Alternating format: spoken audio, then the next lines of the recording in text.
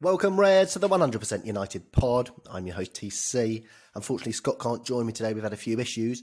But on today's show, I'm going to look back on the 1-1 draw with West Ham and forward to that massive final day of the Premier League season. It's on a knife edge now. Win or draw at Leicester, and we're in the Champions League. We're going to have to up the level of performance, though. We blew a massive chance against West Ham to really pile the pressure onto Chelsea and onto Leicester as well. Unfortunately, we've let that slip, like we have in recent weeks. And now the pressure's all come back on us. So I'm going to look back on the West Ham game first.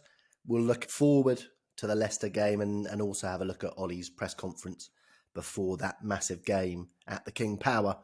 The West Ham game, as we all know, didn't go the way we wanted. We got a point out of it, which leaves us in a situation, as we'll discuss later, where a few different outcomes will put us in the Champions League come Sunday evening.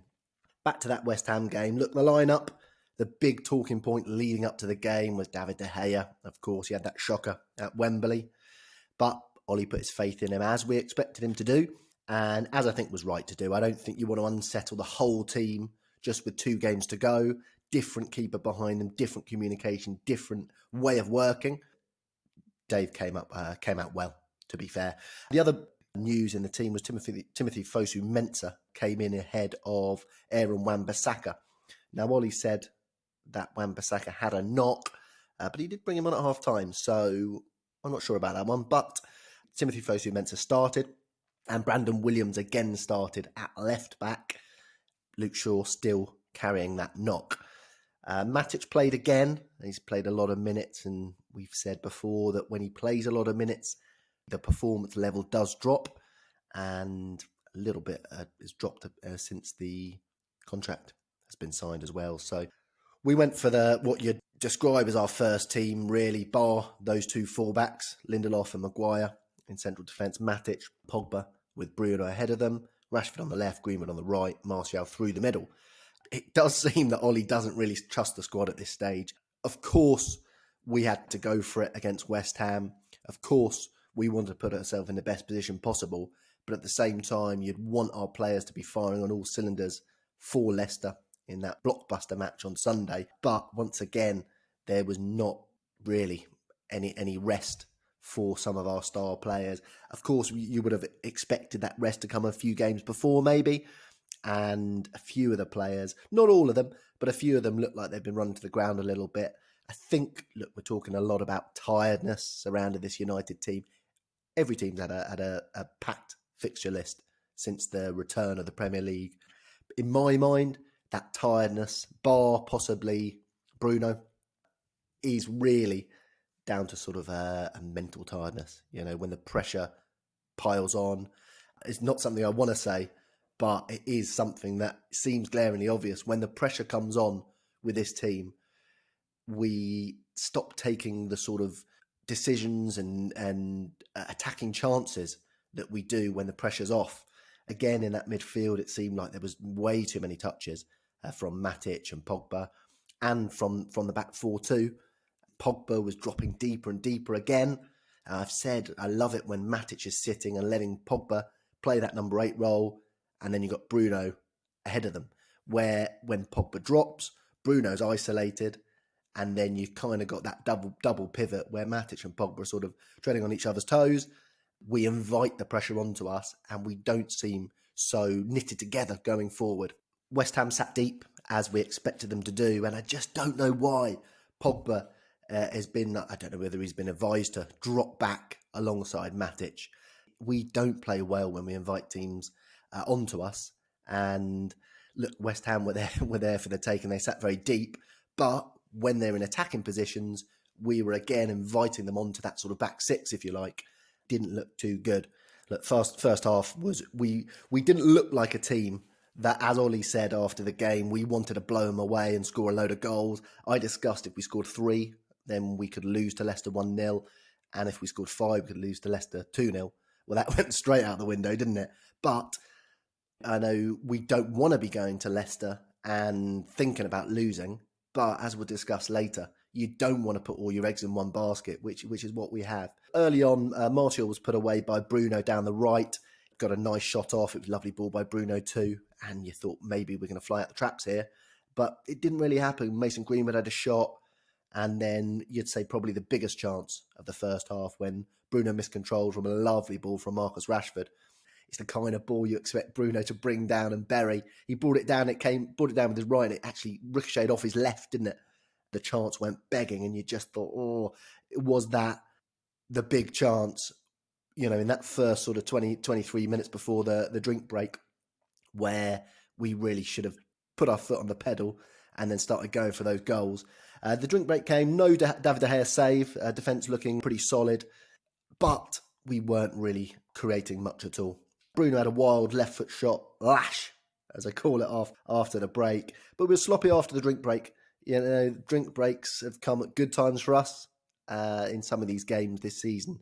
And it didn't really do anything for us this time. Rashford had a blaster on the 37th, which was beaten away by Fabianski. It's the kind of shot that you'd see Kepa Arrizabalaga, let's just call him Kepa, shall we? That Kepa would normally go flailing at. We've seen it time and time again, haven't we? Those blasters down the middle. So it's a shame he wasn't in goal. And then Brandon Williams crossed into Timothy Fosu Mensah, which he mishit. Unfortunately, it was good play by both wing backs. Good play by Williams down the left, and Timbo, as Scott likes to call him, coming in. Great positioning. You don't expect him to put a striker's finish on that. But collectively, if we're not going to create a load of chances, we have to take our half chances. A big chance the first half, just 2 minutes later. Brandon Williams, great turn in the box, slipped it to Mason, massive chance. And we've come to expect Mason Greenwood to put those away, haven't we? Such a level of trust we've got in the 18-year-old. There was big danger just before half-time when Lindelof headed straight at David De Gea. Dave looking solid. What I would like to say about David De Gea is he kind of played like the keeper we want him to be. He was solid on his line, but he also came off his line quite nicely as well, claiming crosses and stuff, which goes to show he can do it. But it's one thing throughout his United career that people have levelled at him, his lack of ability in coming and claiming and dominating that box like we've been used to, especially us 90s United fans, with Peter Schmeichel being so dominant in the box. Edmund van der Sar was a different kind of dominance. He kind of brought a calmness to that box, but he did come out and claim a lot more than David De Gea does. But on this occasion, Dave was really up for it, and it was good to see. Timothy Fosu Mensah was booked for a wild challenge. Didn't seem to make too much contact, but I can see why a free kick was given. And then the big moment of the first half came in injury time. Declan Rice, from a sort of tricky free kick, blasted one from quite a way out. Pogba just inside the box, just inexplicably ducked and thrust his hands up to beat the ball away. David De Gea style, if you like. Look, I know some people have... There's been a lot of different opinions on this. Some people have said that was a shocking bit of play by Pogba. He put his hands up. You can't be doing that. Some people have said, what's he meant to do? Take the ball in the face or head and injure himself? And I'm in the first camp, I've got to say. Look, I just can't... I can't write that off and say that's acceptable from a United player. I know Pogba comes in for loads of criticism, some just, some unjust, but on this occasion he was banged to rights. Look, the shot is not point blank. If it's point blank, I kind of understand the instincts, but this was not point blank. He saw it coming. He's ducked down. I don't think he's even going to hit his head, really. If he had stood up, it would have hit his chest. The ball was going wide anyway. It was swinging wide. Let's be fair for a second. Timothy Fosu Mensah ducked as well and put his hands up. Lindelof behind ducked as well. You could say with Lindelof possibly, he's thought, look, this is going wide, I'm going to duck it, which is fair enough. Mensah did have his hands up too, but come on. I just can't get my head around it. I can't get my head around it. Look, modern day football is blooming light as you like. We've all been hit by footballs, blasted, and we've taken it. And look, yeah, sometimes it hurts a little bit. But, speaking from experience, I'm the kind of guy who would dive in front of a guy taking a shot on the AstroTurf. You know what I mean? And that's not me blowing my own trumpet. I think it's what you do when you're protecting your own goal. People say it's an instinct to put your hands up. For me, it's an instinct to put your body in the way. And it was just shocking stuff. It really was. He tried to feign that he was injured, which I mean is the only thing I can say that I do back. But with VAR around, there's no place to hide, and yeah, I just can't. At this stage of the season, it's just a shocking thing to do. It really is, and I don't care these people saying that his health is worth more than saving a goal. No, absolutely not. I just don't. Imagine if we had a keeper like that. Imagine we had a keeper who didn't want to get hit by the ball. I mean, they're getting balls blasted at them from point blank all the time. They put their body in the way, don't they? So, no, I'm not having it at all. It was really bad play from Pogba, and Antonio stepped up and slotted the penalty away. So we went in at half time, 1-0 down. Like Gary Neville, I was fuming. Look, first half, we didn't win a corner. That shows our kind of attacking intent in that first half. We had a few shots, as I said, but it wasn't the kind of performance of a team who's going out to really make a statement and say, look, we're going to finish this night in third place and we're going to put a barrier in between us, Chelsea and Leicester. I just couldn't understand it. I thought after Chelsea, you want to see that reaction, don't you? It was a shocking performance at Wembley, but we took a few people out the firing line. Not enough, really. But then we took the people out the firing line so that we could perform against West Ham, and then we performed against West Ham as if we weren't really going for the win. It was almost like we were going for a draw, which, to be honest with you, seemed about right because just 6 minutes after half-time, Mason Greenwood stepped up and scored, and it kind of like we were 1-0 down, so we need to get back to 1-1, and then we dropped off again. The Mason Greenwood goal was there's a shining light of the day. 4 passes between Martial and Mason Greenwood. A truly delightful goal. It really was. It was fantastic. Just give, go, 1-2, 1-2. And the finish, well, it's just usual stuff for this kid now, isn't it? Left foot, not much back lift, and just blasted at home near post. Keepers shouldn't get beaten at the near post, but they always get beaten at the near post by Mason Greenwood because his shot's like a blooming rocket. Absolutely superb. Again, the 18-year-old stepping up to save us when we needed him. Yeah, we got a real gem there. I mean, that's this sort of run-in now with the way Mason Greenwood has played. It's just like, as I say, we've unearthed a gem. He's just brilliant. Not just in terms of his finishing, but in terms of his all-round play. I know his performances have dropped off a little bit in recent games, but blooming hell, cut the kid some slack. He's been doing it. Absolutely sensational from Mason Greenwood. His 10th Premier League goal of the season. He's obviously beaten that Wayne Rooney record. He was the last player, 18 and under. He banged 9 goals, so he's beaten that. 10 goals in a Premier League season. Mason Greenwood, just brilliant from the kid. 17 goals now for him in the season. So that puts him alongside George Best, Brian Kidd, and Wayne Rooney as the teenagers who have bagged the most goals for Manchester United. And don't worry, next year he's going to be a teenager too, so he's going to blast that record. Brilliant stuff from Mason Greenwood. As I say, he's the one who's putting a smile on my face at the moment. Delightful stuff. But like I say, once we got the equaliser, that was it. We were just like, yeah, fine, we'll retreat back into our shell again. I just couldn't understand it. I really couldn't. Bowen had a deflected shot off Brandon Williams. Good save by David De Gea. It was a tricky one. Good stuff from David De Gea. The drink break came and there was just no urgency. We just, after that goal, we just, again, didn't seem to want to go for the kill. It was bizarre stuff. Declan Rice had a shot that was blooming close, actually. At first, it seemed like just a hit and hope, but it was a really good crack, and it was not far away from that top corner. And then, as I say, nothing much happened. And then, blooming hell, I was almost hiding behind the sofa, a la Scott, when Bruno got booked, and then it went to VAR, and it looked like the West Ham player, I think it was Noble, put his head into Bruno, kind of enticing him in. Bruno came back, the kind of animal he is. Look, you push your head into mine, I'll push your head back. But this stage of the season, 10 minutes to go, I was like, oh no. And when I saw it, I thought, he's going to get a bloody red. He's going to get a red. He's going to be out for Leicester. And everything's going up in smoke. Thank God he didn't. Thank God. I have to say, Bruno looked tired. I think there is something to be said for the fact that Pogba's dropped deep. I'd say it might not be Pogba's fault. It might be instructed to do that. But I think he's lacking that support alongside him. I think there's a big case to be said. Look, Luke Shaw's not out there on the left looking like he's always up for open and up for a pass, up for receiving a pass. And so that option is not there as much for Bruno. Rashford is very short on confidence. And yeah, I think Bruno, he looks tired. Of all of them, like I say, I don't want this tiredness excuse too much.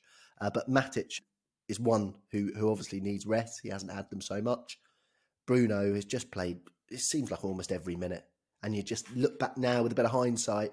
And I know when we're saying what team should we play in the next game, we're always going for the first team because we're fans, we're emotional and we're blooming crazy. And we always want our top 11 to be playing. But the manager's got to be strong enough to say, look, I'm going to give you a rest today. Maybe push Pogba a little bit further forward, bring someone in, play a double pivot behind Pogba maybe, and give Bruno that rest so he comes back sort of reinvigorated and hungry and angry that he didn't play last match, even though he needs a rest. He'll want to play every game. No doubt about that. Bruno will be saying, I'm fit. But as I say, the manager's got to be strong enough. And it's almost like Ole doesn't want to risk taking his superstar out because everyone's been saying, look, it's since Bruno signed, that's when everything's turned around and you take Bruno out and you lose and everyone goes, well, it was all Bruno after all. So it's almost as if he's just a little bit worried, like we all are. We all blooming love Bruno. We all know what he brings to the team. But at the same time, look, Fergie used to do it. He used to drop people or rest people, whatever you want to call it. And you're like, no, we play a stronger team.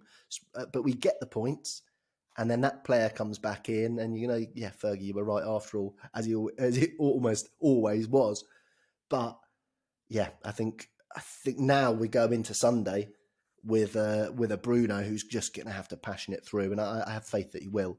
But him and Rashford, look, yeah, well, they picked up bookings just through frustration, didn't they? That was it. And Rashford was bad. That is one thing I must say. He came off for Igalo in the 85th minute. He should have been earlier, shouldn't it? And Igalo looked like he had some good hunger when he came on. And that's another player who we haven't really used since the return, which is kind of weird. Did such a good job before the lockdown, and he does bring that sort of different element to the side. And when we're not controlling games as well as we have been, he gives us that outlet. His hold-up play so superb. And you just think that he's another one we could have used in these games, and we haven't really used him enough apart from little run-outs at the end for sort of 7-8 minutes or whatever. So, yeah, Rashford, really bad display. But he's another one I think is missing Luke Shaw. Look, I've been critical of Luke Shaw before when it's been necessary, but in the recent months, Luke Shaw has stepped up fantastically. He really has, and he provides that balance, doesn't he? And with Wan-Bissaka out as well, didn't have those fullbacks. Like I said before, you were almost playing with a front seven at times, weren't we? And then you'd have Matic sitting with Maguire and Lindelof, and you got Pogba and Bruno edge of the box. You've got your wing backs right out there, fullbacks really, and then you've got your front three dotting in around the box. Rashford, the ability to marry up with Martial more. I think Rashford has missed Shaw as well, but I don't think Igalo has been used enough, and the squad hasn't been used enough really. You've got Fred and McTominay who were doing so well before, and they haven't really had a sniff either. If we're going to play in a way, if when teams sit really, really deep, Juan Mata hasn't been really used at all either. And he's someone who, when teams do sit deep, he provides something different. He provides, that's him to a T, isn't it? When we're playing on the break, free-flowing football and everything, he's not the man. But when teams are sitting so deep and when we're not really doing anything at all, you just think he could have been used a little bit more in these games where we haven't been free-flowing as well. So, but it was disappointing. We didn't throw the kitchen sink at them at all. I think we were worried about losing the game towards the end. Yeah, you expect from United to be hungry and going for it late on. It didn't happen at all. So we ended up 1-1, which did put us into third place before Chelsea visited Liverpool. But it wasn't in the way that we'd hoped. We hoped to put that distance between those sides, but we let another opportunity slip, and it's the second draw at Old Trafford. Of course, we conceded late against Southampton. Again, coming towards the end of the season when you really should be clicking through the gears and really going full throttle. once we've got near what our objective is, we've fallen again. It is worrying. It really is worrying. The scars of last season still haven't healed. Southampton, we were in third position, weren't we? Going into the 90th minute. We invited them onto us and we lost that opportunity. We had this other opportunity now. Leicester had got spanked by Spurs and it was just there for the taking. And it's just really disappointing that we didn't have that ability, mental ability, whatever you want to call it, to just put the foot on the pedal and just blow the rest out of sight. So really, really disappointing. Goes to show that, we had one shot on target in the second half. That was the goal. And it's just not good enough when you're thinking about what the reward is here. And just the same as on Sunday against Chelsea. The reward was an FA Cup final and we just didn't turn up. It was a sorry display. And here we could have got within touching distance of that Champions League place and made the variables a bit more in our favour. But instead we let it slip. Stats-wise, 57% possession for us, 11 shots to 12, 4 shots on target to 3. Only 2 corners to West Ham's 3, 10 fouls to 9. So not the kind of stats that you'd expect to score a hat full of goals from, and not the kind of stats you'd expect for us at this stage of the season either. Going through the team, David De Gea I thought was solid. Timothy Fosu-Mensah, he wasn't great. Aaron Wan-Bissaka came on from at half time. Maguire and Lindelof, pretty solid. It was a reasonable display from them. Brandon Williams, he was in fits and starts, wasn't he? He did some good things, but also looked like Bowen had a run on him a few times. He played with his heart on his sleeve again. Look, he's only a young kid. When the pressure comes on, we really would like Luke Shaw back out there. One for the future, of course, but not a great display. Matic, just loads of touches again. Loads of touches on the ball. When we were free-flowing and playing so well, the defenders in the midfield were taking 1-2 touches ping, off it went. And that allows the attack to have more time in the ball. Bruno to have more time in the ball. Instead, we're taking these touches. Teams are getting back in position. Teams are managing to close us down so much more easily when you're taking those touches on the ball. It doesn't play into the style that Ole says he wants to play. Pogba was poor. The handball was, as I say, shocking. And he didn't play like he wanted to make amends. The same old sort of sloppiness on the edge of our own box. Don't forget he gave the ball away when Southampton scored one of their goals as well at Old Trafford. His level has dropped in recent weeks. Not a great display from Pogba. Bruno, he tried, but I'd have to say it was his worst game in the United shirt. Not much came off for him. He was frustrated. He almost got a red, of course. Not great from Bruno either. Marcus Rashford, shocking performance as well. Martial was all right. He did little bits and bobs. He was toiling away up there. And then Mason Greenwood, man of the match. Kind of a gimme for Mason. No one else really stood out, although, as I say, the defence played reasonably. But he got that goal that was absolutely critical for us at this stage of the season. Mason Greenwood, man of the match, quite easily. Look, and I'm going to talk about Ole Gunnar Solskjaer's pre-match press conference before the Leicester game shortly.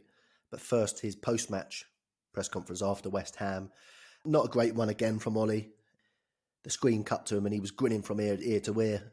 And it's just annoying, if I'm honest. It's just annoying. I was absolutely furious. United fans around the world, absolutely furious. Another chance missed. And he's grinning from ear to ear. I love the fact Ole's a happy guy. I like people who look on the positive side. I don't want to knock him for that. But there's a time and a place. And to come on screen as if, you're going on a blooming Zoom call with, with a family on Christmas Day. That annoyed me. It wasn't a great press conference. His one before the Leicester game I thought was good, but this wasn't. You imagine Fergie coming out and blooming grinning from ear to ear after we just done that and putting that kind of performance. You really can't. But of course, I can't keep comparing it to Fergie. I'm living in the blooming glory years, aren't I? First thing he said that was very bizarre is he said a draw or a 1-0 or a 2-0 was all the same, so it didn't really matter. That's nonsense, Ollie. I'm sorry, it's absolute nonsense. Chelsea, now, after they got spanked 5-3 at Anfield, like I said, they would. Liverpool were always going to be up for that game. Chelsea had played on the Sunday in the FA Cup semi-final, and that would have been a big adrenaline dump that day. Liverpool had everything to show on that day. They knew the eyes of the world would be watching. It played out exactly how we expected it to. But it's nonsense. If we had won 1-0 instead of drawing or won by any score, then Chelsea drawing to Wolves on Sunday, even if we lost to Leicester, would have meant we qualify for the Champions League. So why pile the pressure on ourselves? And also, why not pile the pressure onto Chelsea? It was bonkers when he said that. I was thinking, have you not looked at the table? It just seemed a bizarre thing to say because it's just not true. A draw is not the same as winning that game in terms of table position. Yes, we finished the night in third place. I don't know how we did. It was mind-boggling looking at the table, but we really could have put the pressure onto Chelsea, onto Leicester, and taken it off ourselves. Look, I know winning 1-0 wouldn't have made a difference to the Leicester team, but the fact that we had won and we were back on track would have put more pressure on Leicester. So that was annoying. The other weird thing he said was when they were talking about Mason Greenwood, he said, look, he's a great lad. I can tell when he's had a full night's sleep and when he's been up all night playing PlayStation. What are you talking about? I mean, if he's up all night playing PlayStation, you know about it, tell him to blooming stop. That was crazy stuff as well. He said the Pogba handball, well, if he had done it or he hadn't done it, would have been the same anyway. Nonsense again. If he hadn't done it, we wouldn't have been 1-0 down at half-time.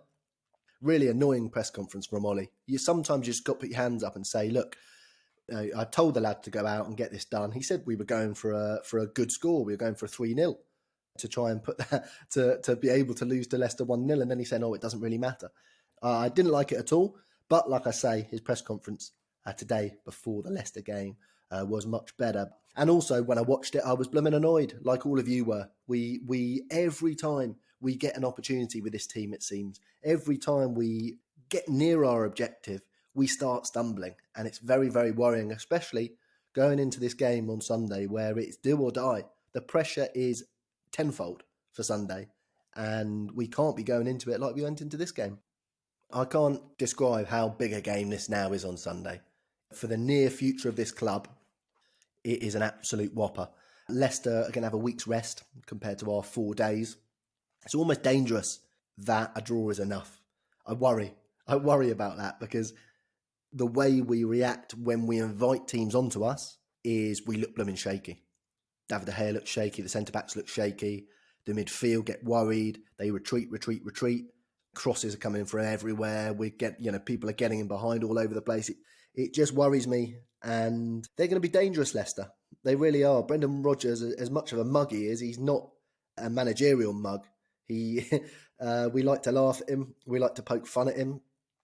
If we can see what we would do against this United team, I'm sure he can see it. And we all know. Look, pressurise those fullbacks, pressurise Wan-Bissaka on the ball, get those centre-backs taking a few touches and then pounce, put your pressure on Matic, press, and see if they crumble. And that's exactly what's going to happen. Look, you're going to get Barnes, Perez and Vardy who are going to be full of beans, charging around the pitch. It's going to be a massive litmus test for this team. It really is. They've got a good midfield. They've got Ndidi in there as well, who's going to be, I'm sure, all over Bruno like a rash. They're going to try and test us early on. I'm sure they'll be having some pot shots at Dave as well. We're in a situation now where going into this game, we've put all our eggs in one basket. When that happens, you're putting your not just fate in the hands of our team, but also, what if we get a red card early on? What if it's one of those games where everything just goes badly in the first 15 minutes? And then you're in a situation where you're staring down the barrel. You've won 1 out of your last 4 against a Crystal Palace side who've lost, 7 in a row. And it looked like if we played a better team that day, we would have lost. Drew to Southampton at Old Trafford, drew to West Ham at Old Trafford. Don't forget West Ham survived relegation, definitely due to that point. So we've bombed at Wembley to Chelsea in dramatic fashion. And we're going to the Leicester game and we've made it into a kind of into a final situation when it didn't need to be. After last season, it's scary. I'm blooming nervous already. I'm counting down the hours. I can't wait. I'm excited. I'd love us to get in the Champions League, continue on this momentum we had built up before this little run of games. But it's nervy, isn't it? It's blooming worrying. Ollie's press conference today, as I said, was much better. He said we're only thinking about Sunday when he was asked whether top three would be a good achievement and whatnot. But he said we're just looking for Sunday, and we want to dominate the game. So that says to me that we're not going to play sort of a five at the back. We're not hopefully going to play Pogba so deep, and hopefully we're going to go out and sort of assert our dominance onto a team that's been shorn of confidence themselves. They haven't been playing great. They've bombed. They've bottled it, if you like, from the position they were in. But one thing, again, I'll say about this United team is that when we are the underdogs, we seem to thrive. But when we're favourites, we seem to hit a blooming buffer. We went into that semi-final favourites in many people's eyes. It just all went out the window. Once we were in a position where everyone was saying, well, top four's gone, then we cracked on. It's been the same for a long while now with United. It's not the kind of thing you associate with Manchester United, being, comfortable as underdogs. All those big games we won. Remember going into them, everyone was writing us off, and then we turn up and we have an absolute blinder, ram it down people's throats, and then it's just, it's worrying. It's really, really worrying. I've got faith that we can do it just by the performances we have put in, but we have to put in one of those performances. We can't put another one of these kind of performances in where we don't turn up, because we'll get punished. Ollie said we've come a long way, this team. It is a journey, and he's right. He is right. We've had our ups and downs, and he was right when he said we're more robust when we go behind as well. That's one thing I have to say we have improved on greatly. Remember, we used to be in a situation where when we went behind, you thought, blooming hell, well, that's it, because we just didn't react. But now we are reacting. It's much, much better on that front, and that is a good sign of this team's development. There is just the worry, like I say, when the chips are up, we seem to stumble, and when the chips are down, we seem to do all right. When he was asked about the third place in Europa League, whether that's a good season for him, he said, look, it's a good season, but Manchester City and Liverpool are way ahead of us, so we can't stop now. We need to close that gap, and that's what we do want to hear. That's exactly what we want to hear. It's that is true.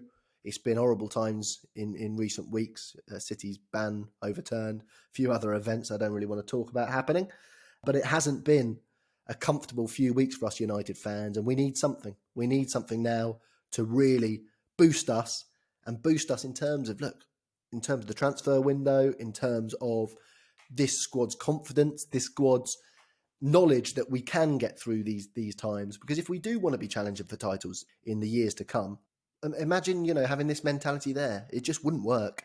We need to build every season, build that mentality. And that is one thing, if we can get through Sunday, then that will massively benefit this squad. Look, in terms of the different ways we can qualify for Europe, beat Leicester, draw to Leicester, and we're through. We've qualified. If Chelsea lose to Wolves, then we're all right as well.